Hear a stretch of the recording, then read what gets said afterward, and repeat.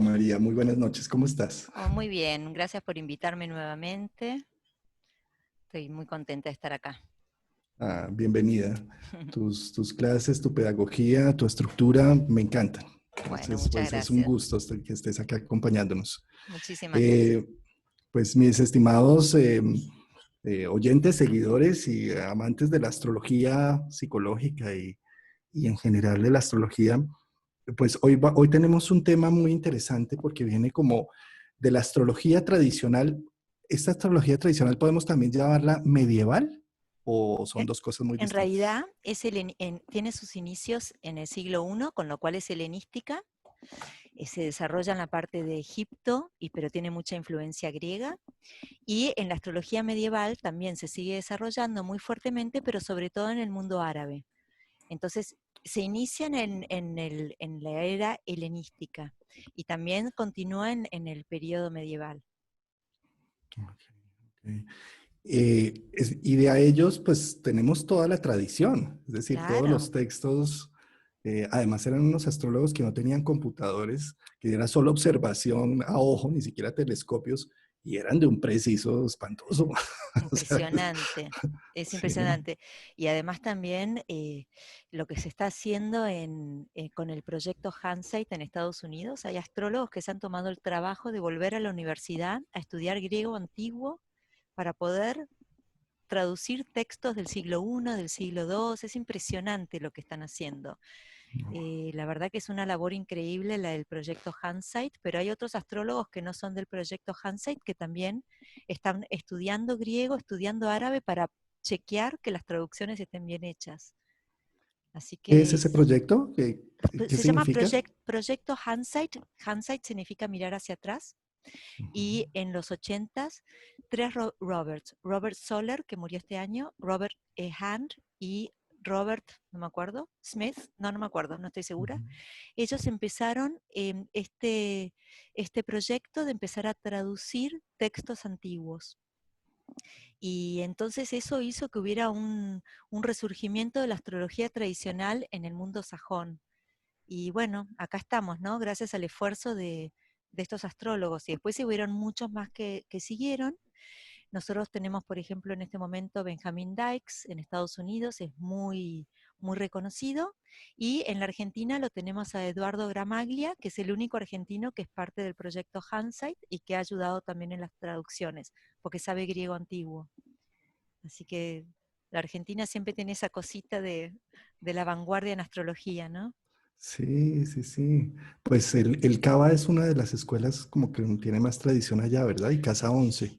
El CABA es el Centro Astrológico de Buenos Aires y si mal no entiendo es el primero de toda América, fue el primero de toda América y los presidentes directores de CABA han sido increíbles.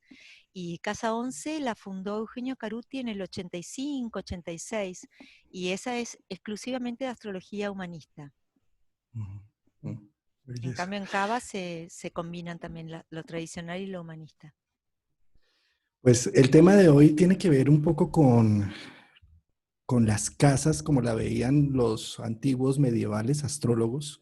Nosotros, digamos que hemos asumido una astrología un poco más humanista y un poco más psicológica, en donde se le dan a las casas un matiz más de los mismos signos zodiacales, llamémoslos, Exacto, ¿sí? exacto. Mientras que en la antigüedad tenían unos temas que me han parecido fascinantes. Tú tienes de lo que vamos a hablar hoy, que es el gozo de los planetas en una casa. Y es que además el término me encanta porque pues tengo un Marte en Tauro y me encanta el gozo. Yo creo que el gozar es algo, es una estructura que es muy importante en nuestra vida humana.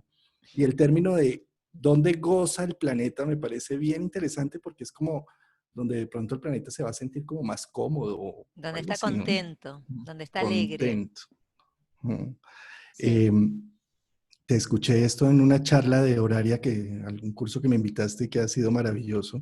Y, y qué bueno, pues que lo traigamos acá a nivel público en el canal, a hablar un poco de este tema. Sí, la verdad Pues que a mí me gusta el uso moderno de las casas que se comparan con los signos, me gusta mucho. No me gusta que no se sepa que no siempre fue así. Esa es la parte que a mí Mm. me molesta. Me gusta saber, bueno, esto empezó hace menos de 100 años, se empezaron, o no, quizás en el Renacimiento en realidad, se empezaron a asociar los signos con las casas, pero durante miles de años las casas, los significados de las casas tenían un origen distinto. Y a mí me parece importante que nosotros tengamos ese discernimiento y que después elijamos usar lo que queremos. Pero siempre es bueno poder elegir, ¿no es cierto? Yo personalmente combino ambas, pero em, me parece que esto está fallando un poco en la astrología moderna cuando se enseñan los significados de las casas que automáticamente se le asocian a los signos, como si siempre hubiera sido así. A veces está faltando esa distinción. Pues adelante con tu presentación, mi querida Bueno, María. muchísimas gracias. Bueno, entonces vamos a ir viendo primero que las casas, por supuesto, son escenarios. Los planetas cuando están en una casa se manifiestan muy fuertemente en ese escenario.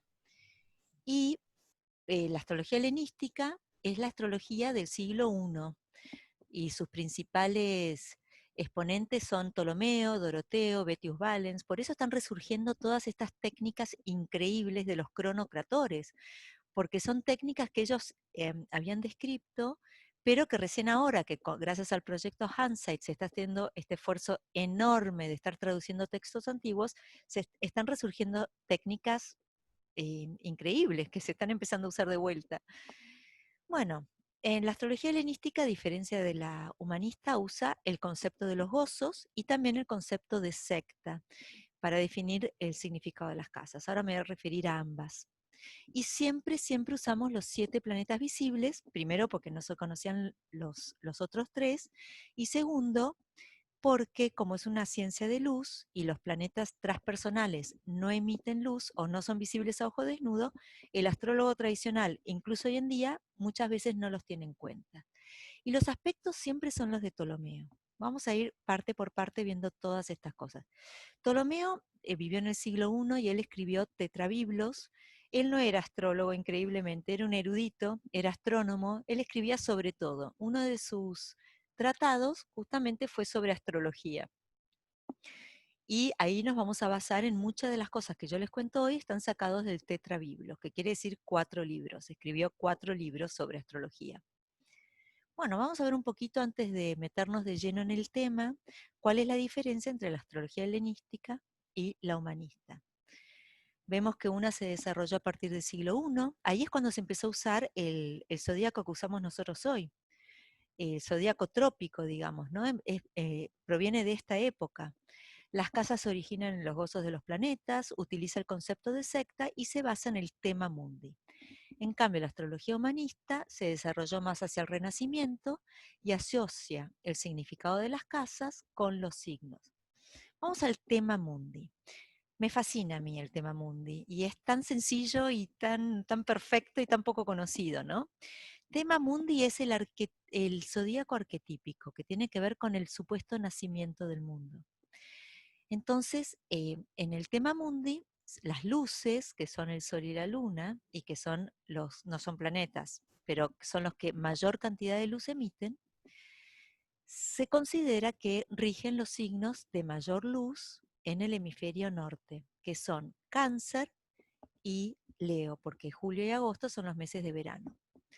Entonces, como en el sistema solar el primer planeta después del Sol es Mercurio, Mercurio rige los 2 signos adyacentes.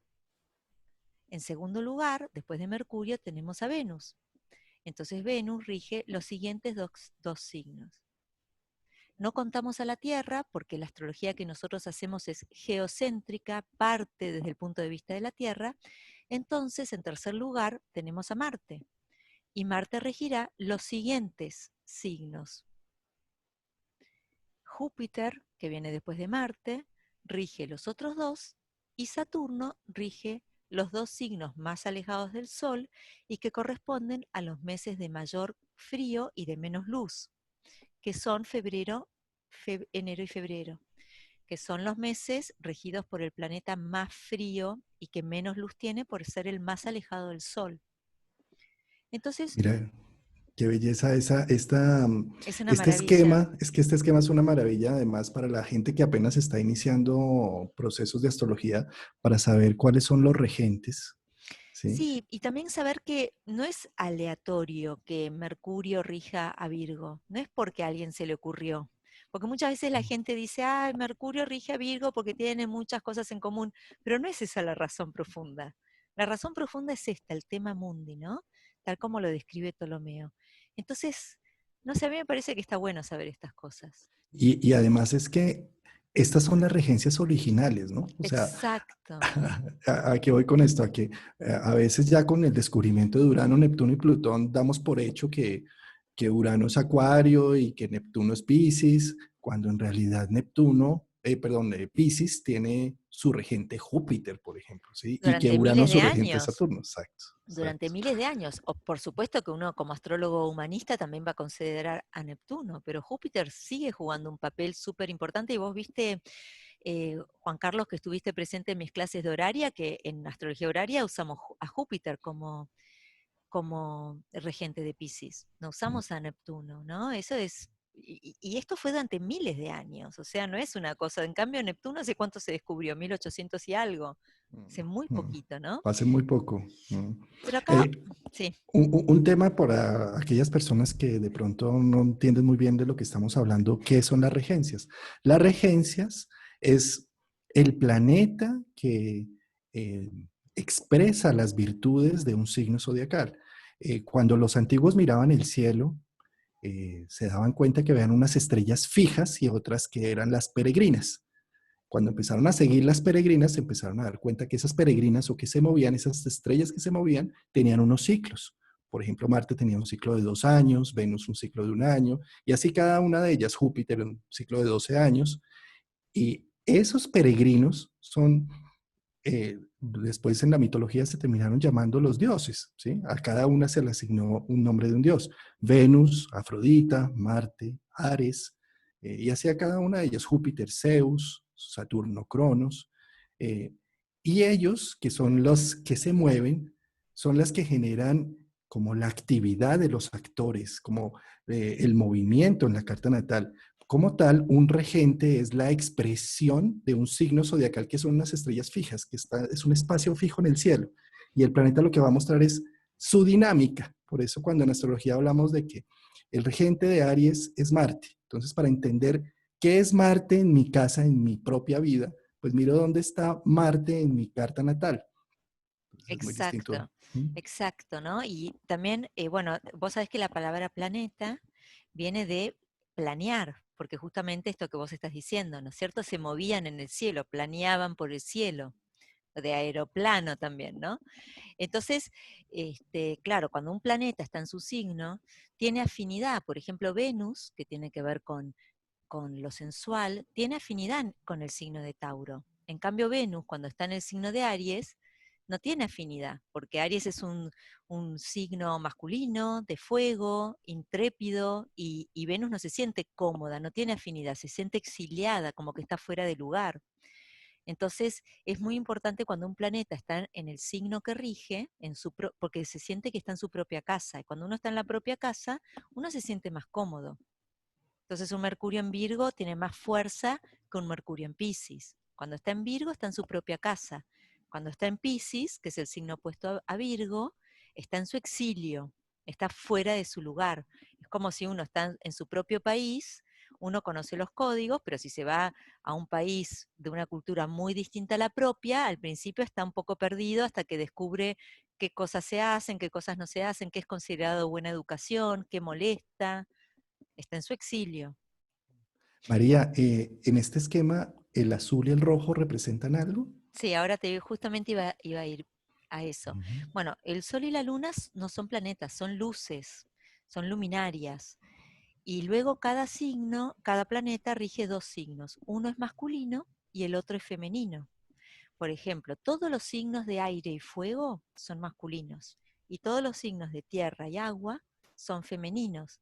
Entonces vemos que Mercurio rige a Géminis, que es de aire, por lo tanto es masculino, y a Virgo, que es de tierra, y por lo tanto es femenino. Lo mismo pasa con Venus. Venus rige a Tauro, que es de tierra, por lo tanto femenino, y a Libra, que por ser de aire es masculino.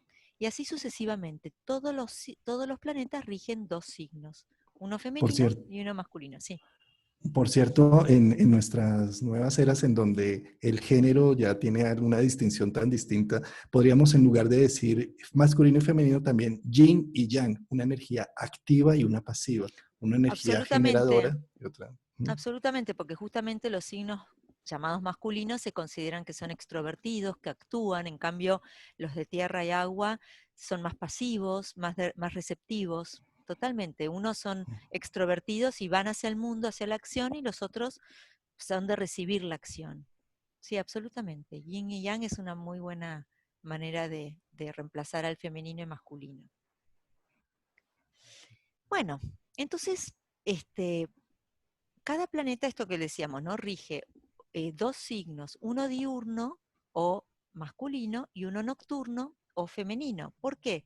Porque los signos de tierra y agua, que son femeninos o yin, tienen que ver con nuestro aspecto más inconsciente, por eso se consideran nocturnos.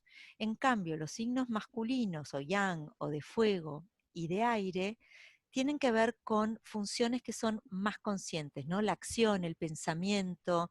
En el cuerpo sería, lo diurno regiría esas funciones corporales que donde uno ejerce la voluntad. En cambio, los nocturnos serían las funciones corporales donde uno no ejerce voluntad. ¿Está bien? Y el Sol y la Luna siempre hay que tener en cuenta que son luminarias. Entonces, de vuelta acá yo repetí esto para ver, para que quede bien claro que cada planeta rige un signo femenino y un signo masculino, un signo de aire y fuego o de tierra y agua.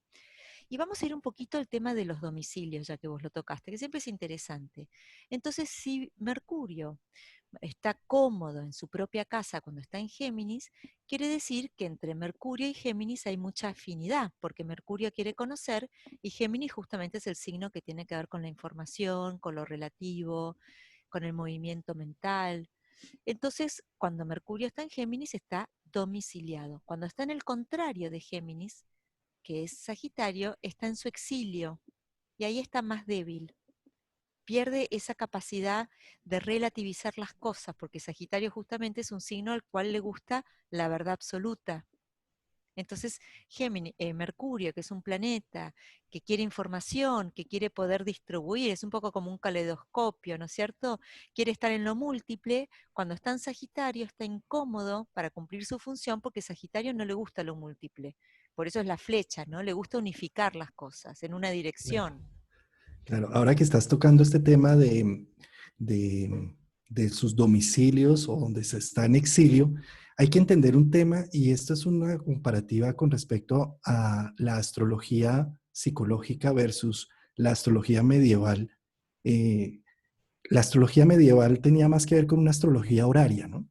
Horaria en Bueno, el en sentido realidad, de... ¿Mm? sí, bueno, en realidad la astrología medieval, o sea, la manifestación de la astrología tanto helenística como medieval, era la astrología electiva, que es para elegir momentos propicios para atacar una ciudad, para construir una ciudad, por ejemplo, Bagdad, que es una ciudad que todavía está en pie, esa fue elegida por un astrólogo el momento electivamente, digamos, ¿no es cierto? Ujú. Y también la carta horaria, que era para responder preguntas puntuales, porque la gente Que no tenía idea cuando había nacido. Claro, Entonces no que se astrología sabía. horaria, para contextualizarlo un poco, astrología horaria es algo así como cuando saca uno una carta de tarot para ver qué me quiere decir este momento, ¿sí? Exacto, Es lo mismo, se hace como una foto del cielo en la astrología horaria, como cómo están los planetas hoy en este instante con esta pregunta que tengo para que me dé una respuesta puntual. Eso es astrología horaria.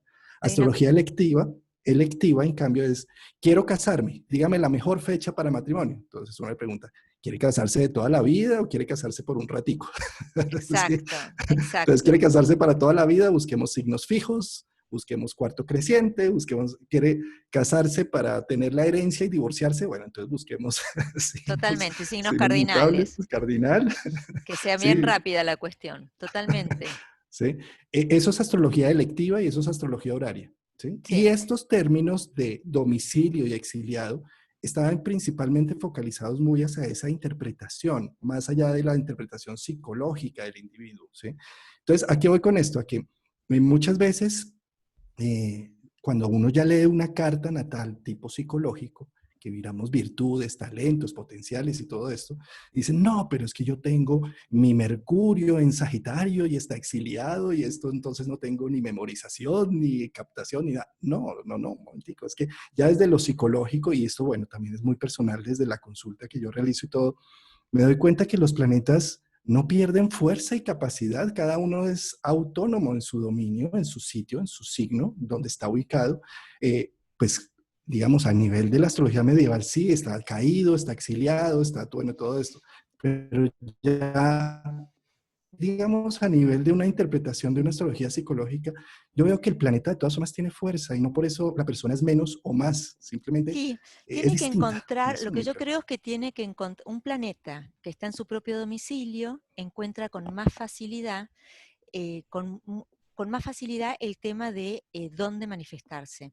Vos sabés que el término de que un planeta esté exiliado surgió porque antiguamente, sobre todo entre los astrólogos árabes, ellos se dieron cuenta que las personas que tenían muchos planetas exiliados en su carta terminaban exiliándose muchas veces, porque no terminaban de encajar en la aldea o en el grupo social en el que habían nacido. Entonces era una cuestión real. Pero un planeta exiliado quizás debería encontrar la manera, pero no le va a ser tan fácil. Yo noto, por ejemplo, con Marte, Marte está muy fuerte cuando está en Aries, no está tan fuerte cuando está en Libra, está muy fuerte cuando está en Capricornio, porque también los planetas tienen exaltaciones, y no está tan fuerte cuando está en Cáncer. Pero, por ejemplo, un Marte en Cáncer yo lo noto muchísimo en arquitectos, pero no en arquitectos que empiezan de cero, sino en arquitectos que remodelan casas, porque a Marte le gusta romper, y Cáncer son las casas, son los hogares. Entonces, ahí funciona bárbaro.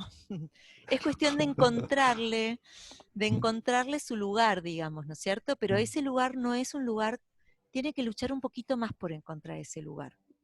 Claro, claro. Y también está el tema de Sí, la secta. El tema de la secta es importante, que hoy justamente lo vamos a tocar. Pero bueno, volviendo al tema de estar en su propia casa, Marte en Aries, Marte quiere conquistar, Marte quiere competir, y cuando está en Aries se encuentra que está en un lugar, es como un caballo que está en un, tiene hectáreas, hectáreas de una pradera para correr. Y cuando está en su signo de exilio, sería ese caballo que está en un lugar incómodo, por ejemplo, encerrado en un establo. ¿No? Entonces sigue siendo un caballo pura sangre, pero no tiene, no está tan cómodo en su lugar, en su hábitat.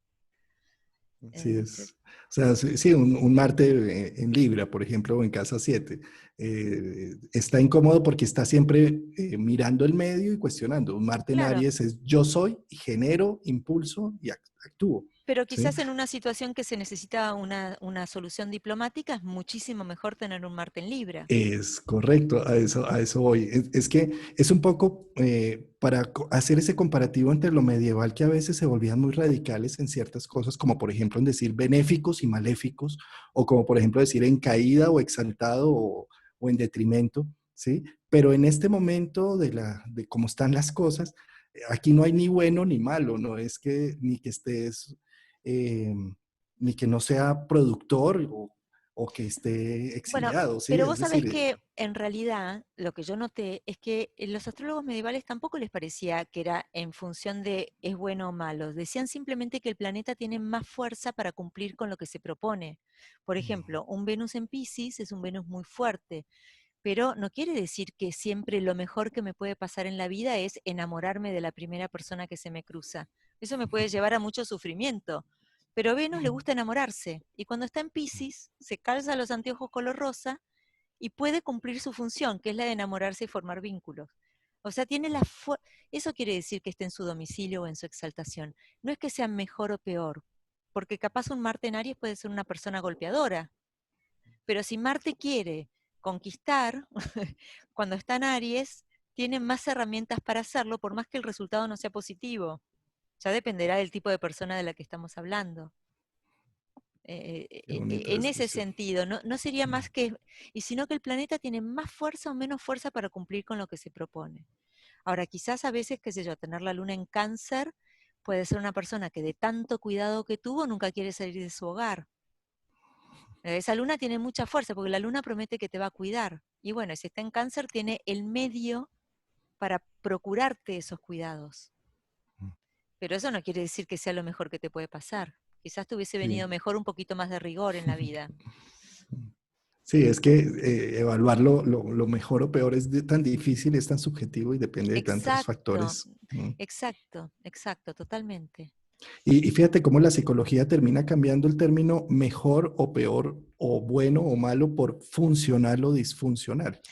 Claro, pero también hay que tener en cuenta que la astrología psicológica surgió a partir de Freud, a partir de Jung, es muy nueva también, Mm, mm. ¿no es cierto? Antes no había un interés por la psicología de la persona. La gente quería saber qué le convenía, qué le iba a suceder, cuál era el mejor momento para hacer algo. No había un interés como hay hoy en día de hacer introspección, conocerse, evolucionar. E Eso es algo muy individualidad moderno. también, porque es que Claro, el fíjate que proceso de... antes, claro, los artistas no pintaban, no firmaban los cuadros. O Mm. sea, no estaba puesto el énfasis ahí. Y sí, fíjate que el centro de la terapia de Jung tiene Jungiana, que ver sí. con el proceso de individuación. ¿Sí? Exactamente, exactamente, de incorporar a la conciencia lo que está en sombra. Totalmente, de encontrar los arquetipos, ¿no? Lo primordial. Totalmente, sí. Bueno, vamos a volver un poquito a las regencias, ¿no? Entonces tenemos que para el esquema tradicional o clásico, Venus rige a Tauro y Libra, ¿se acuerdan? Uno es femenino y el otro masculino. Marte rige a Aries y Escorpio, el Sol rige a Leo, la Luna rige a Cáncer, Mercurio rige a Géminis y Virgo, Júpiter a Piscis y Sagitario, y Saturno a Capricornio y Acuario. Uno femenino, que es Capricornio porque es de tierra, uno masculino, que es Acuario porque es de aire. Y esto es algo que los astrólogos modernos les cuesta mucho, el término que usaban los astrólogos medievales de benéfico o maléfico. Decían los planetas maléficos son planetas que son de temperaturas tan extremas que no posibilitan la vida. Por ejemplo, cuando uno piensa en Marte, uno puede pensar en un desierto que tiene extremo calor y extrema sequedad. Entonces ahí no crece vegetación. Y cuando piensa en Saturno puede pensar en extremo frío, en vientos, también en muchísima sequedad, ¿no? Por ejemplo, la Patagonia Argentina, con esos vientos que soplan permanentemente, donde la vegetación es muy achaparrada, prácticamente no hay árboles, llueve muy poco, es sumamente inhóspito. Uno va ahí, va de vacaciones y dice qué maravilla, qué lindo, pero de solo pensar en vivir ahí con ese viento es desesperante, ¿no? Entonces, eso es bien un símbolo de Saturno, y no, es malo en el sentido de que sus condiciones extremas no ayudan a la vida. En cambio, Venus y Júpiter, que son moderados, que son templados, que tienen humedad, posibilitan la vida, porque la vida necesita temperaturas templadas y humedad. Y esa es Claro. la razón por la que se consideran buenos o malos. Sí, es un término fuertísimo, de lo bueno y Fuerte, de lo malo, fuerte. ¿sí? Y yo pensaría, sí, acá no se trata de hacer juicios morales de que si son planetas malos o buenos, sino se trata de una distinción que hacían los medievales, porque igual fíjate, no hay nada peor que uno no tener a Saturno y a Marte activo en su vida, donde el Saturno lo que nos da es el reto, la No, dificultad para sacarla la capacidad de adelante, decir que no, ambos son la planetas que ponen capacidad de decir que no, límites, que nos exactamente. defienden, que dicen hasta acá llegaste, de acá Sí. no pasás. Si de O acá un te... exceso, o un exceso de Júpiter y Venus, pues Totalmente. me despilfarro, no Sí, logro. enfermedades de todo tipo, enfermedades del hígado, Venus tiene que ver con las enfermedades venéreas, o sea, hay un montón de cosas que se desbordan. Algo demasiado bueno tampoco es bueno, ¿no? Siempre la virtud es la justa medida, pero hay que tener en cuenta que los astrólogos antiguos no tenían, no veían bueno o malo en el sentido de moral, no era un juicio moral, sino era donde están los maléficos, como no son planetas que no sostienen la vida, ahí voy a tener dificultades. O quizás son de carácter, por ejemplo, si yo tengo gangrena en la pierna, yo voy a necesitar Marte y voy a necesitar que me corten la pierna porque si no muero. Ahora, yo no es algo que yo quiero, no es algo agradable. En cambio, Venus, ¿qué es? Venus es un chocolate, Venus es un pastel, Venus es algo rico en grasas, que me gusta, que es agradable. Marte puede ser necesario, pero no es de naturaleza agradable. ¿sí? Y ahí, que tenga fuerza o que no tenga fuerza, que esté en su domicilio o que esté en su exilio, podría ser el equivalente a decir un cuchillo muy afilado o un cuchillo que está desafilado. Bueno, si yo me tienen que cortar la pierna, yo quiero que el cuchillo esté afilado, quiero que ese Marte esté en Aries. Y yo voy a elegir a un cirujano que sea una persona que no tiene ningún resquemor en hacerme esa operación. Ahora, si yo lo que necesito es cortar una tarta de verduras, no necesito un cuchillo afilado. Me alcanza con tener un cuchillo desafilado. ¿Para qué quiero? Capaz tengo chicos en mi casa, yo prefiero tener un cuchillo desafilado para que ellos no se puedan cortar. Entonces también tiene en ese sentido más ventajas tener un cuchillo, un martel débil, digamos, ¿no? Entonces, todo depende de la circunstancia. Pero de vuelta, no es moral. Ahí es donde nosotros, con nuestra cabeza moderna, a veces no entendemos que era otro mundo y otra manera de mirar la vida. Así es. Ujú. Bien. Em, entonces, además de tener planetas, eh, ya vimos los signos que rigen, ahora vamos a ver el significado de las casas. Y para ver el significado de las casas, tenemos que ponernos en un término que se dejó de usar en la astrología moderna, que es el concepto de secta. Hay una secta diurna y una secta nocturna. La secta quiere decir el equipo, un bando, ¿no es cierto? Como en un país, nosotros tenemos, en un país democrático siempre tenemos dos partidos muy fuertes, uno de derecha y uno de izquierda. Esas son las sectas.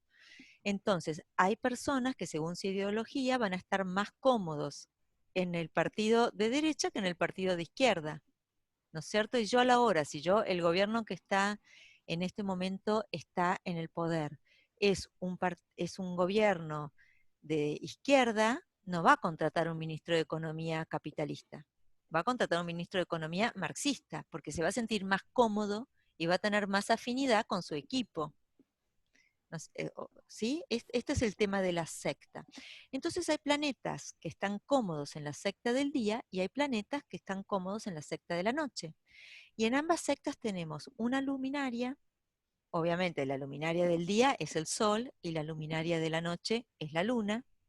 Tenemos un planeta benéfico, que tenemos a Júpiter para el día y a Venus para la noche, y un planeta maléfico, que es Saturno para el día y Marte para la noche. Acá se arma un poquito de lío, porque uno dice, ¿por qué Saturno de día? Si Saturno es extremadamente frío y en cambio Marte es extremadamente caliente, ¿no debería ser al revés? Y bueno, hay una gran discusión. Esta es una decisión que toma Ptolomeo. Y Ptolomeo dice, él elige poner a Saturno, pero es una decisión que él toma. Él elige poner a Saturno en la secta diurna porque Saturno, al ser extremadamente frío, daña menos de día que de noche. De vuelta, si yo voy a la Patagonia, a los hielos continentales, la voy a pasar mucho peor de noche que de día. Y con Marte ocurre lo mismo. Marte es el desierto del Sahara. Bueno, prefiero estar en el desierto del Sahara de noche que de día. Tiene menos capacidad de daño cuando está en la secta nocturna. Ese es el razonamiento que hace Ptolomeo, que es discutible, por supuesto. Entonces las sectas, tenemos el equipo de los días, el equipo del día que está formado por una luz, que es el Sol, por un benéfico, que es Júpiter, y por un maléfico, que es Saturno. Y tenemos el equipo de la noche, que está formado por una luz, que es la Luna, por un benéfico, que es Venus, y por un maléfico, que es Marte. Y tenemos a Mercurio. Mercurio no es ni de una secta ni de la otra, o en realidad puede participar de ambas. De hecho, Doroteo la pone para los signos de aire, que son signos masculinos, sí. ¿Por qué? Porque Mercurio es un planeta que une opuestos. Entonces Mercurio se lo pone en el horizonte, cuando sale el Sol. Cuando sale el Sol, o cuando se pone el Sol, conviven el día y la noche. Entonces Mercurio es este planeta que puede estar entre ambos mundos. De hecho, en la mitología, Hermes es el que lleva las noticias o las novedades o los mensajes desde el Olimpo a el reino de Hades. Siempre está uniendo opuestos, ¿no es cierto? Y esta es la razón por la que Mercurio no es de ninguna de las dos sectas. ¿Sí? ¿Alguna pregunta? ¿Algún No, es que comentario? Mercurio es andrógeno totalmente, es que ni Ujú. siquiera se define si es de los dos. Bueno, en la Sí. astrología horaria también, por ejemplo, cuando uno quiere saber el sexo de un niño, ¿no? Esa es una de las funciones de las cartas horarias. Bueno, uno se fija si Mercurio es uno de los significadores de la carta horaria, uno se fija si está junto a un planeta femenino o masculino. Y ese planeta le va a dar su femenidad o masculinidad, digamos, ¿no? Se Ujú. adapta. Mercurio es un planeta que se adapta, convive entre dos mundos. Por eso Mercurio, el símbolo de Mercurio justamente, o de Hermes, es el caduceo, ¿no? En el caduceo conviven dos serpientes que están uniendo opuestos, y ese es el símbolo de la salud, es la unión de opuestos. Por eso Mercurio, acá en la Argentina hay un laboratorio muy famoso que usa como símbolo el caduceo, ¿no? Con las dos serpientes que están entrelazadas. Es el símbolo de la homeopatía. Bueno, entonces la secta diurna está formada por Sol, Júpiter y Saturno. En cambio, la secta nocturna está formada por Luna, Venus y Marte. Quiere decir que si estos planetas se sienten más cómodos en signos nocturnos o signos femeninos, que son los de tierra y los de agua. En cambio, Sol, Júpiter y Saturno se van a sentir más cómodos en signos más bien que tengan que ver con, bueno, me estoy adelantando, mejor no sigo con este concepto. No sigo con el concepto. Bueno, Mercurio es neutral, puede participar de ambas sectas. Ok, entonces en cuanto al origen de las casas, la astrología moderna asocia los significados de la casa a los signos, ¿no? Entonces la casa 1 está asociada a Aries, y la casa 2 está asociada a Tauro, y la casa 3 está asociada a Géminis, pero en la antigüedad las casas, el origen de las casas se debía a los gozos. Vamos al tema de los gozos. Primero veamos un poco el tema de la división del círculo y de los aspectos de Ptolomeo. La palabra aspecto quiere decir mirarse. Y Ptolomeo se da cuenta o toma divisiones del círculo que producen, si uno los pasa a la música, producen sonidos armónicos. Y esto resulta de dividir el círculo por dos, entonces el aspecto de 180 grados, que es el aspecto de oposición, es uno de los aspectos de Ptolomeo. Resulta de dividir el círculo por 4 y tenemos las cuadraturas. Tenemos los trígonos, que resulta de dividir el círculo por 3, y los sextiles, que son los de 60 grados. Entonces, estos son los aspectos que se usaban en la antigüedad, porque cuando uno hace sonidos y uno usa estas proporciones, esos sonidos son armónicos. En la astrología antigua no se usa ni el quincuncio, ni el semisextil, ni el biquintil, no se usan esas divisiones. Ok, de estos ya sabemos que el mejor de los mejores es el trígono. ¿Por qué? Porque los signos que están en trígono, o sea que están a 120 grados uno de otros, comparten el elemento. Entonces están muy cómodos, tienen mucho en común. Por ejemplo, Aries está en trígono a Sagitario y Leo, o Tauro está en trígono a Virgo y Capricornio. Entonces esta relación de 120 grados es una relación muy fácil, muy fluida, porque si compartimos el mismo elemento, quiere decir que sería el equivalente de decir, crecimos en la misma ciudad, somos del mismo equipo de fútbol, nos gustan el mismo tipo de música. Entonces tenemos tantas cosas en común que estamos muy cómodos, ¿no? Vieron como cuando dos personas que crecieron o fueron al mismo colegio, por ejemplo, a la misma escuela. Entonces comparten eso, ¿no? De que hay cosas que se enseñaban de esta manera y que el profesor bueno era este y el profesor malo era el otro. Los que están afuera no entienden mucho, pero es como un código que comparten. Y eso significa que los signos sean del mismo elemento, ¿no? Ese Esas es son, los esas son las trígonos. líneas azules que ustedes encuentran en sus cartas natales. Las Exacto. líneas azules más largas son los trígonos. Quiere decir que entre esos dos planetas hay una complementariedad, hay un gusto, eh, hay Fluyen una las, fluidez. exacto, no son aspectos que requieran esfuerzo. La unión entre esos planetas es fluida, no requiere esfuerzo. ¿Sí? Luego tenemos que el sextil, también es bastante bueno, ¿no? Porque, por ejemplo, si tomáramos como primer signo Aries, vemos que, por ejemplo, entre Aries y Acuario, ambos son masculinos. O entre Aries y Géminis sucede lo mismo, ambos son masculinos. Entonces también tienen eso en común, porque aire y fuego son los signos yang o masculinos. Bueno, ¿qué pasa con los aspectos de 90 grados? Ya no se llevan tan bien, pero se miran, se aspectan, porque son de la misma cualidad. Por ejemplo, Aries es cardinal, Cáncer es cardinal y Capricornio es cardinal. Entonces comparten eso, aunque se lleven mal. Esto no quiere decir que porque estar en aspectos se necesitan llevar bien. Aries y Cáncer se llevan a las patadas, porque Aries quiere salir a conquistar el mundo y Cáncer quiere quedarse en su casa tomando sopita. No quiere tomar riesgos ni salir, pero ambos son cardinales, ambos tienen que ver con inicios de estaciones en este caso, con inicios de cosas según su naturaleza. Entonces, se llevarán mal, pero se registran, se miran, se molestan mutuamente, están en cuadratura. Y lo mismo pasa con la oposición. Por ejemplo, Aries y Libra son ambos masculinos, porque uno es de fuego y uno es de aire, ambos son cardinales, pero están opuestos. Parecería que o es uno o es el otro. ¿Está bien? Y estos son los aspectos que pueden ver ustedes en sus cartas en rojo. Exacto. El corto es la cuadratura y el largo es la oposición. Que ya son aspectos de tensión, por eso los se dibujan en rojo en la mayoría de los programas. Ujú. En cambio, los otros se dibujan en un celeste que da cuenta de una cosa menos, menos accidentada, con menos esfuerzo. Sí.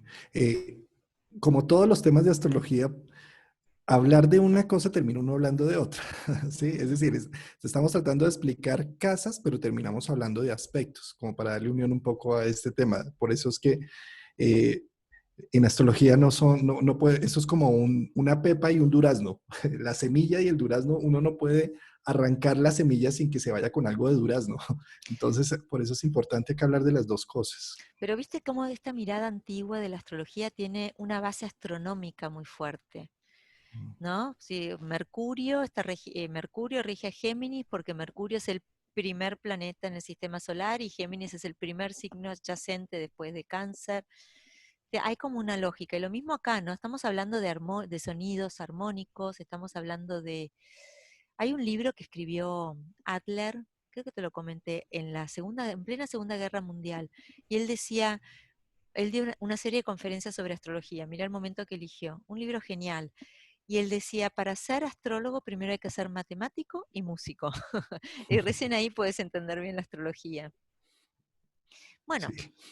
entonces nosotros vemos, estos son los gozos de los planetas, ¿no? Entonces vamos a ver que los planetas de la secta diurna, que son el Sol, Júpiter y Saturno, van a estar por encima del horizonte, porque la parte de la carta que está arriba, entre la casa 12 y la casa 7, representa el día, es arriba del horizonte.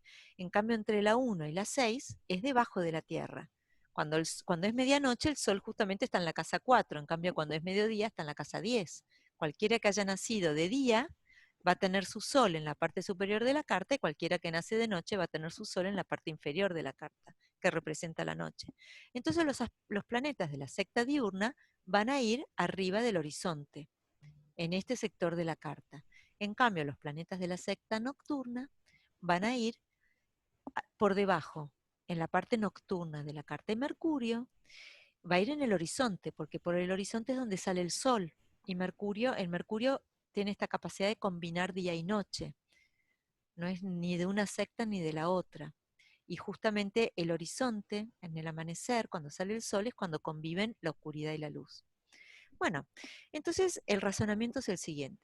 Lo más importante que uno puede ver, tratando de la secta diurna, lo más importante que tenemos es el sol.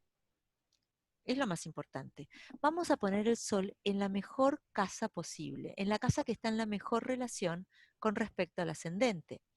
Y la casa que está en mejor relación con respecto al ascendente va a ser la casa que esté en trígono al ascendente, porque recién vimos que los 120 grados es el mejor aspecto que se puede tener. Entonces, vemos que el Sol, los antiguos le dieron como por su gozo en la casa 9, simplemente porque el Sol es algo muy bueno y la casa 9 está a 120 grados, o sea, en trígono del ascendente. Y como la llamaron la casa del Dios, porque el Sol tiene que ver con esto divino. Incluso cuando yo estudié Jung, durante muchos años estudié Jung con un filósofo y él nos contó que se hizo un experimento en algún lugar del mundo y le pidieron a niños que dibujaran su imagen de Dios. Y la mayoría dibujó círculos, porque el círculo no tiene ni principio ni fin, ¿no es cierto? Y está como contenido. Así que esta imagen del sol, este símbolo del sol es bastante acertado, digamos, ¿no? Y le pusieron Dios a esta casa. Esta es la casa del Dios. Y la asociaron a los viajes largos porque el Sol tarda un año entero en dar la vuelta al zodíaco. Y antes, cuando uno se iba a un viaje largo, ahora porque nos tomamos un avión y en 24 horas podemos ir de la Argentina a Jordania. Pero antes podía llevar un año entero hacer un viaje largo. Y esa es la razón por la cual la casa 9 antiguamente se asociaba a los viajes largos, no por Júpiter, sino por el Sol. En la secta nocturna tenemos también una luz, que es la luna, y la vamos a poner en la casa opuesta, que también es una buena casa porque está a 60 grados del ascendente. Entonces la casa 3 pasa a llamarse la casa de la diosa, porque la luna es femenina, y se asocia a los viajes cortos, porque la luna tarda solamente un mes en dar la vuelta al zodíaco, comparada con el sol que tarda un año. ¿No es una maravilla la matemática No, que me tiene esto? encantó esa explicación de 3 y 9, me fascinó de viajes cortos porque la luna realmente es un ciclo muy corto, 28 días. Y además, en la astrología tradicional, los escritos también tienen que ver con la luna. Los carteros, cuando uno busca en una carta horaria, el cartero me traerá, también se busca la luna, por esta asociación que tiene con la casa 3. La luna goza en la casa 3. Bueno, también Mercurio, por supuesto, tiene que ver con la escritura, ¿no? Nadie dice que no, pero muchos astrólogos tradicionales toman a Mercurio como el ejercicio de pensar, pero una vez que me siento y lo escribo en papel, eso ya pasa a ser una cuestión más lunar, porque tengo que pensarlo, tengo que ir atrás a mi memoria, tengo que recurrir a lo que ya sé. Son posturas, son posturas. Eh, ¿Cuál es el objetivo de encontrar estos gozos? Es decir, de saber que el sol goza en la casa 9. Uno es... Para saber qué significado tiene la casa 9. Esto es Ujú, anterior a que se asociaran las casas con los signos. Todavía esa idea no había surgido, ujú, ujú, claro, ¿sí? claro. Entonces decimos, bueno, Y al revés también uno podría interpretar, digamos, acá estamos describiendo de dónde viene el origen del significado de las casas. ¿Sí? El sol en la casa 9 es el Dios, que precisamente es lo que nos muestra la relación con lo religioso. ¿Sí? Son los viajes largos también, pues porque el sol hace un ciclo en un año, y la luna son los viajes cortos, ciclo de 28 días, y también como el entorno, ¿no? El contorno, lo que yo recibo del ambiente, que tiene en lo mucho más que ver. inmediato, pero es un ambiente más Mm, inmediato, porque justamente la luna es lo cotidiano. La luna representa lo cotidiano, la madre, la cocina. Por ejemplo, si uno tiene que pensar en un objeto representado por la luna, además del objeto de plata, pero uno piensa en un objeto de uso cotidiano, algo que uso todos los días. Puede ser de plata o no, pero por ejemplo, si fuera de plata sería un cepillo, y esos cepillos de plata que se usaban antes para cepillar la ropa, por ejemplo, ¿no? En cambio de oro ya tiene otra categoría. El oro es más caro, el oro no se oxida, por eso representa también, luego en la astrología humanista, representa nuestra identidad, lo más profundo nuestro, porque no se oxida, nunca es algo que es inmutable, ¿no? Bien, tenemos también ahora los benéficos y vamos a usar a Júpiter en la otra casa que está muy buena por encima del horizonte, siempre en la parte diurna de la carta, porque Júpiter pertenece a la secta diurna. Entonces Júpiter va a estar en la casa que está en sextil, que es el otro aspecto bueno, al ascendente, que es la casa 11. Y esta es la razón por la cual la casa 11 se considera una casa de buena suerte, una casa de libertad, una casa de buenos amigos, una casa de gente que me asiste. ¿Sí? mm, En la astrología moderna, que se la toma con su paralelismo con Acuario. Acuario sí podemos hablar de grupos, podemos hablar de intereses sociales, pero no necesariamente Acuario se asocia a cosas de buena suerte. En cambio, la casa 11 en astrología horaria, por ejemplo, si uno quiere ver si una persona saldrá libre, una persona que está presa, uno mira la casa 11 porque es la casa de la libertad. No en el sentido acuariano de hago lo que se me ocurre, sino en la casa de las circunstancias te van a ayudar, te van a asistir. También la casa 11 en astrología horaria es, por ejemplo, el que asiste al rey, el que asiste a un juez, el que asiste a un presidente. Es la casa de lo que me asiste, porque es la casa de Júpiter, donde Júpiter goza. Y por eso se La llamaba casa de antiguamente. la casa de los ayudantes, de los ángeles que le Exacto, aparecen a uno en la vida. exacto, exacto. Y justamente era la casa del buen espíritu. Se llamaba así. La otra, el otro benéfico va a ir en la casa opuesta, que es la casa 5 que está en trígono al ascendente. Y ahí va a tener su gozo Venus, en la casa de la buena suerte, en la casa de los placeres, en la casa de lo lindo, de lo creativo, de los hijos. Antiguamente esta se considera la casa del sexo, no la casa 8 como en la astrología moderna, porque es todo lo que produce placer, los teatros, los cines, las salidas a cenar con amigos, las fiestas, todo lo que tenga que ver con lo placentero en la vida, los La festejos. diversión. Exacto. Esta es la casa 5, tiene que ver con eso. No por Leo, que bueno, uno podría decir sí, la capacidad de expresarse, pero no, es por Venus para los antiguos, ¿no? Yo no digo que las regencias modernas estén mal, de hecho yo las uso. Simplemente a mí me gusta combinar ambas. Creo que ambas son sumamente poderosas y nos Son muy pueden. complementarias y ahí es una Exacto. pregunta que nos estaban haciendo por el chat de por qué no integrar los dos. Claro, Obvio, sí. eso es lo Yo que lo hay que hago. hacer. No lo hago en astrología horaria, porque como la astrología horaria tiene reglas muy estrictas, en astrología horaria yo realmente sigo, estoy más encorsetada, porque uno, si afloja un poquito en astrología horaria, puede producir un error, pero en mis consultas siempre uso ambas eh, denominaciones, digamos. Sí, sí. Luego vamos a volver un poquito para atrás, tomando a Aries como el primer signo o haciendo de cuenta que es el ascendente. Hay casas que acá en este esquema están dibujadas de modo oscuro porque son casas que no tienen aspecto de Ptolomeo. Y al no tener aspecto de Ptolomeo quiere decir que están a oscuras, nadie las mira, no se ven. Si no me la miro, no lo registro, no lo veo, no existe para mí, por más que exista, ¿no? Es como, a veces pasa que uno no registra a otro porque es muy distinto, porque es muy distinto de la manera de pensar de uno, o porque, qué sé yo, a mí me pasa mucho con las tecnologías que me cuestan un montón, entonces me lo explican, pero no lo termino de registrar, porque no es, no es como me siento más cómoda en cómo funciona mi cabeza. Es donde yo no veo, no registro. Entonces, esas se consideran casas que son malas. Y de las casas malas, las peores son las 6 y la 12 por ser cadentes. Esto es algo para otra charla, el tema de que las casas cadentes. Pero las 6 y las 12 se consideran las peores casas porque no reciben luz desde el ascendente.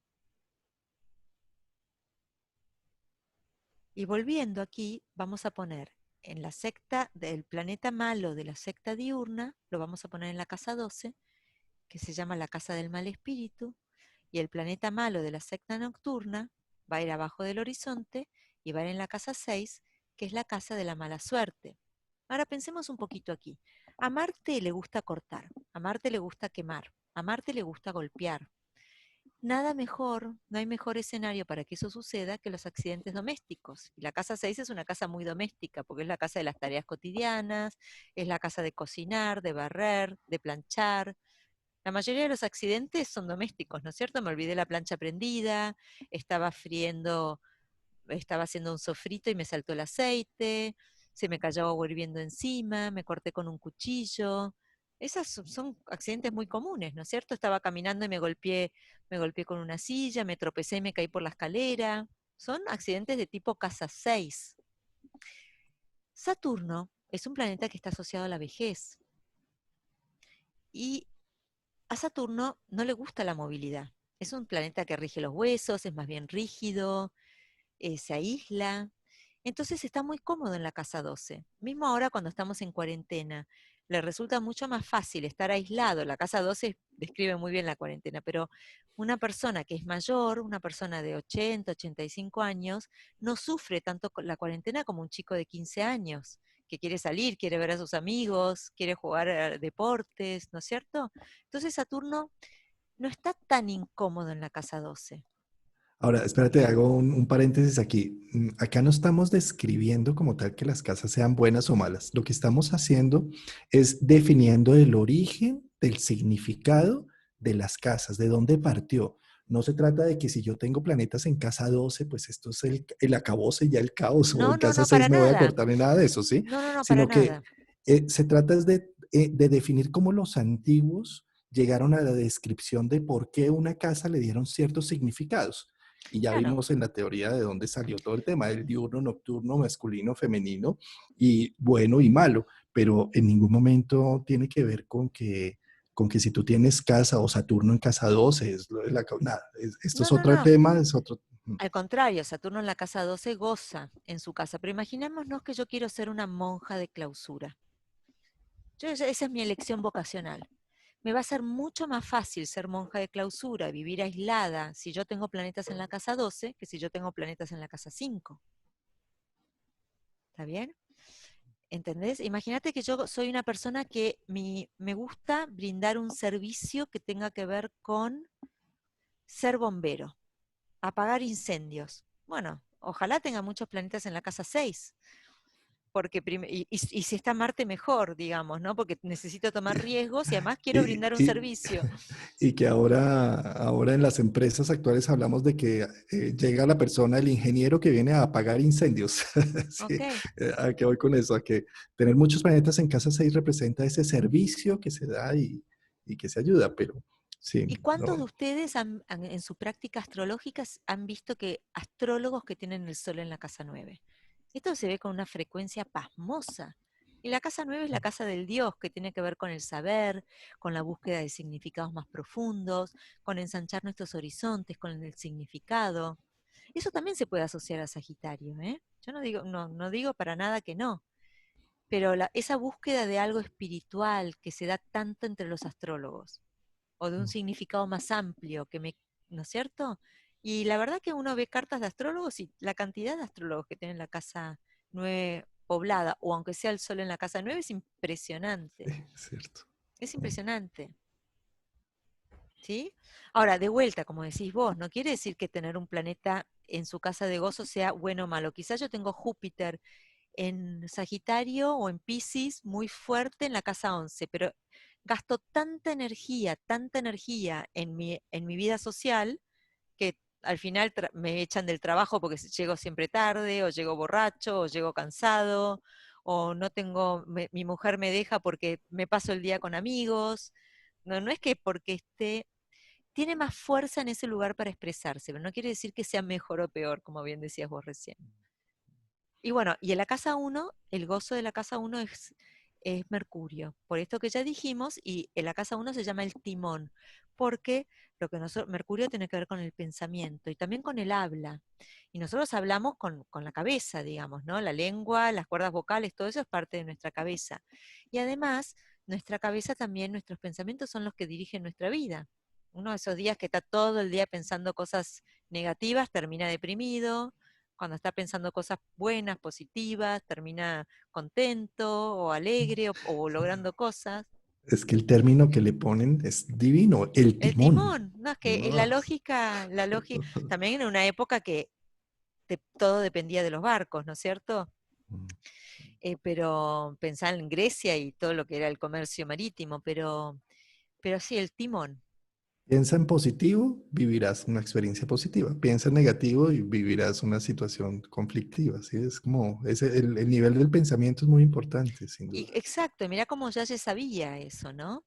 Entonces, bueno, no me quiero extender mucho más porque estoy segura que debe haber un montón de preguntas. Voy a Bueno, dejar, vuelve a la diapositiva donde están las casas. ¿Qué pasaría entonces con las casas que no tienen planetas en gozo? ¿Cómo llegaron nada, a la descripción? bueno, la verdad es que vos sabés que eso es algo que yo me lo he preguntado, varias personas me lo han preguntado también, pero Ptolomeo no dice nada sobre esto. No habla sobre esto, de por qué se llega a la casa 7 como el contrincante o el cónyuge si no tiene gozo. No, simplemente se hace este delineamiento. Bueno, esta es una casa buena, esta es una casa mala, esta es una casa donde tiene que ver con los gozos. Sí, mucha gente me pregunta eso, pero bueno, hay más casas que planetas, también esa es una realidad. Ok. Bueno, muy bien. Qué más Hay mucho más para hablar, miramos? pero yo te diría que frenemos un poco porque seguro que hay preguntas. Acá pongo los gozos y voy a poner cuáles son consideradas casas buenas y casas malas y por qué. Em, pues digamos que sí, me estaban preguntando un poco de las casas vacías, de las que no tienen gozo. Sí, Digamos, cuando ya, así como a nivel de una interpretación astrológica, habla uno del signo regente de una casa. Acá podríamos también, digamos, con los gozos, mirar dónde está el gozo de una casa, ese claro, es una planeta, y hacer dignidad. una... No es fuertísimo, pero es una dignidad adicional. O sea que un Marte en la casa 6 tiene una dignidad adicional que no tiene un Marte en la casa 5, porque está en su gozo. Entonces, por ejemplo, si yo necesito un trabajador muy eficiente, muy rápido, alguien que haga las cosas rápido, que trabaje con fuego, que trabaje con metales, que se anime a tomar riesgos, bueno, un Marte en la casa 6 va a saber hacerlo. Es una dignidad menor, pero es una dignidad adicional. Pero se usaba más que nada para entender el significado de las casas. em, de la casa 8, se están preguntando acá si Es de una la mala casa casa. 8, Es una casa eh, mala, ¿por qué? Porque no recibe luz desde el ascendente. Vamos de vuelta a este esquema. ¿Qué quiere decir que no recibe luz desde el ascendente? Quiere decir que no tienen nada en común. Están en lo que se llama aversión. Aversión es no nos vemos. Cuando uno maneja, siempre hay un punto ciego. ¿Se dieron cuenta? Y yo cuando enseño, sobre todo cuando enseño esto, porque esto es parte del curso de astrología horaria, y cuando yo enseño esto digo, imagínense que ustedes están en un crucero. Entonces tienen que elegir con quién van a cenar esa noche en la mesa. Hay mesas que son de a 6 personas y ustedes están solos. ¿Qué les parece a ustedes? ¿Que van a elegir a alguien que habla su mismo idioma o que es de su misma nacionalidad? ¿O van a elegir a alguien que habla totalmente otro idioma con lo que no tienen ninguna posibilidad de entenderse? Bueno, seguramente uno va a hablar con una persona que es del mismo país o aunque sea que hable el mismo idioma, ¿no es cierto? Y si no hay nadie que hable el mismo idioma, vamos a decir que en el barco somos colombianos, ¿no? Y no hay nadie que hable español, pero hay brasileros. Entonces, entre el brasilero y el finlandés, ¿qué voy a elegir? Y voy a elegir el brasilero porque algo voy a balbucear, algo tenemos en común, algo nos vamos a poder entender. Y eso quiere decir que hay signos que se ven y signos que no se ven. Entre Aries, que es el primer signo, tomando en cuenta como si el ascendente fuera Aries, y Escorpio, hay lo que se llama una inconjunción. No hay aspecto de Ptolomeo. Vamos a ver, Aries es masculino y de fuego, es cardinal, Escorpio femenino, de agua, fijo, no tienen nada en común. Nada en común. Es como poner en una misma mesa a un brasilero con un esquimal. ¿De qué van a hablar? De nada, no comparten ni los mismos gustos en comida, ni el mismo idioma, no comparten nada. Seguramente si hacen un esfuerzo pueden llegar a algo, pero les va a costar muchísimo más que si sentamos en la mesa a dos brasileros. Y quizás sentamos en la mesa a dos brasileros y resulta que uno es de un equipo de fútbol y el otro es del equipo contrario. Entonces van a estar en un aspecto de cuadratura.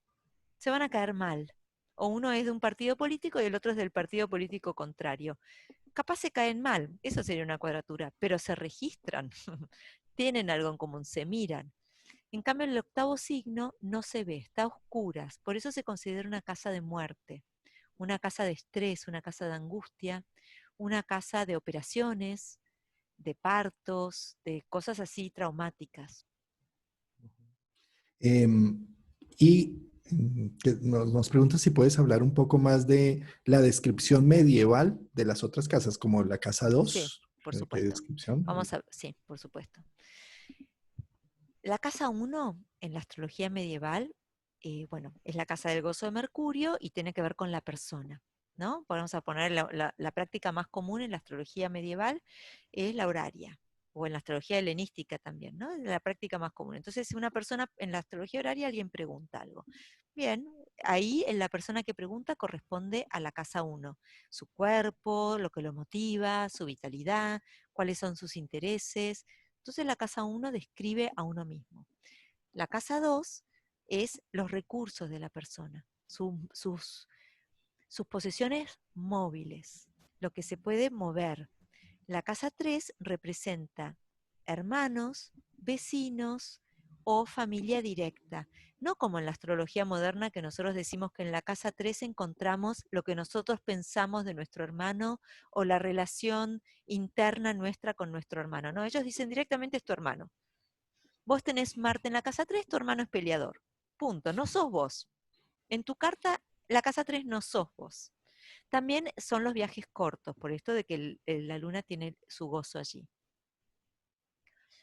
En la casa 4, en la astrología antigua, se considera la casa del país, la casa de las raíces, la casa del padre y los antepasados en general, en una propiedad inmueble. La propiedad inmueble que puede ser un terreno, un edificio, una casa, y también dentro de la propiedad el lugar más antiguo de esa propiedad. Imaginémonos que se fue construyendo en etapas. La casa 4, entonces, ¿por qué es una casa oscura? Tiene que ver con nuestro origen. Nosotros hoy en día, la sociedad está organizada, pero durante miles de años se sabía quién era la madre, pero la mayoría de las veces no se sabía quién era el padre de la persona. La casa 4 es una casa que no tiene luz, pero sí es nuestro origen. Si ustedes ven los apellidos en general tienen que ver con el hijo de quién somos o el lugar donde nacimos, ¿no? Como Jesús de Nazaret. eh, yo leía de chica, me gustaba mucho, ya me gustaba de chica lo viejo, ¿no? Entonces leía, eh, bueno, no importa, leía así Nippur de Lagash, que es una de las primeras ciudades de la Mesopotamia donde justamente se desarrolló la astrología. Yo ya con 12 años ya leía Nippur de Lagash. Después me fui a estudiar astrología, porque la astrología helenística tiene su origen en la astrología de la Mesopotamia, de todo lo que es hoy Irán, Irak. El nombre muchas veces de uno tiene que ver con el lugar de donde uno proviene, ¿no es cierto? Hay muchos apellidos, incluso en español, que tienen el de. También tiene que ver con nuestro origen, nuestro padre, por ejemplo, Fernández, que es el hijo de Fernando, o MacDonald, que es del clan de los Donald, ¿o sí? El linaje, también podríamos El decir. linaje, exacto, ¿de dónde provengo? La casa 5 son los hijos, las diversiones, los amores, lo que me produce placer. La casa 6 tiene que ver con mis enfermedades, pero no crónicas, con los sirvientes, decían los astrólogos antiguos, ¿no? O los esclavos, en épocas en que existían esclavos. La casa 7 es, si la casa 1 soy yo, la casa 7 es el otro, mi cónyuge o mi contrincante, aquel que me enfrenta. La casa 8 es la casa de la angustia, la casa de la muerte, pero también la casa del dinero del otro, porque es la 2 de las 7. La casa 9 es la casa de los viajes largos, la casa de mis creencias religiosas también por ser la casa del Dios. La casa 10 tiene que ver con, si la 4 es mi identidad privada, la casa 10 es la madre, pero también es mi identidad pública, mi profesión, a lo que aspiro. La casa Liz, Liz Green, con su astrología psicológica, termina recopilando esta información de que el padre es la claro, casa 4 y la madre la casa 10, ¿no? exacto, porque Principalmente. claro, si el cuarto signo es cáncer, tiene más sentido poner ahí a la madre que al padre. Y es Totalmente, que, sí. sí, y es que el padre no sabemos quién fue, pero la mamá sí hay un Ahí veredicto total, es visible. totalmente. Es visible, está ahí arriba, ¿no es cierto? Sí, sí. Y también, tal cual. Bueno, la casa 11 es la casa de la buena suerte, de los amigos, de los que me asisten, de mis anhelos, de mis deseos, de lo que yo quisiera que sucediera, de mis sueños. Y la casa 12 es la casa de los hospitales, de las prisiones, de las aislaciones, que no necesariamente es malo. Por ejemplo, si yo quiero escribir un libro, me tengo que aislar. Si quiero hacer una investigación científica, ustedes vean cualquier premio Nobel de física, de química, de biología, es una persona que pasó años aislada en su laboratorio haciendo experimentos, ¿no? Si hubiese estado todos los días de fiesta, como nos pide Venus en la casa 5, no hubiese podido llegar a descubrir, no sé, no habría los avances científicos que existen, ¿no? O sea que la casa 12 no es necesariamente mala, pero está hablando de un contexto que es un contexto cerrado, como una monja de clausura que yo les decía recién, ¿no? O alguien que está en prisión, alguien que está encerrado, alguien que está con una enfermedad crónica, así como la 6 es la casa de las enfermedades no tan graves, la casa 12 ya es la casa de las enfermedades crónicas que nos tienen postrados, nos imposibilitan salir al mundo. También es la casa de las enfermedades que no son evidentes, ¿no? Como las enfermedades mentales. En la casa 6 tengo las enfermedades que sí son visibles. Por ejemplo, si me corto y me tienen que vendar y me tienen que coser, bueno, todo el mundo me va a preguntar, ay, ¿qué te pasó? ¿Cómo te pasó? Ten cuidado. En cambio, en la casa 12 quizás yo tengo una esquizofrenia y no es algo visible, porque la casa 12 es más oculta, está escondida. Y antiguamente se la llamaba la casa de los enemigos ocultos, comparada con la 7, que era la casa de los enemigos conocidos. Pues qué bella ronda la que acabas de hacer, mi querida María. Yo nada más hacer un acotamiento y es que estas son descripciones de la astrología medieval que nos pueden ayudar mucho integrándolas en nuestra astrología moderna, pero no estamos diciendo que es la única forma de ver las casas, Seguro que no. ¿sí? Es la forma en que se vieron tradicionalmente. Y bueno, no quiere decir que algo, es como decir, bueno, como yo antes andaba en carro, entonces ¿para qué ahora voy a andar en avión? No, no quiere decir que una sea, son distintas formas de ver la vida, digamos, ¿no? O de ver la astrología. Yo creo que ambas tienen muy buenas, nos aportan muy buenas herramientas. Y que yo, por ejemplo, cuando derivo cartas, en astrología horaria siempre uso la casa 10 para la madre, siempre.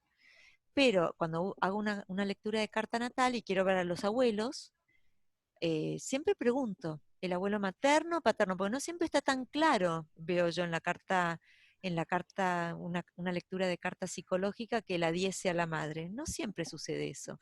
Entonces me mantengo elástica, digamos, ¿no? Y le pregunto a la gente. Uno no tiene por qué saberlo. Y la persona lo va a saber mejor que uno. Entonces ahí yo veo, por ejemplo, si se trata, cuando hablo de la casa 7, si es el abuelo materno o paterno. Te voy a preparar una charla sobre casas derivadas, porque esa es lindísima. Está muy buena. Bellísimo. Ay, María, pues muchas gracias por esta charla tan interesante con esta visión de lo medieval tan importante que me parece a mí para generar unas bases sólidas en el conocimiento astrológico. Y además con esas explicaciones tan ricas, con tu tono de voz tan calmado y que hace que uno esté atento escuchando lo que hay allí. Eh, Nos vemos en 8 días entonces, María.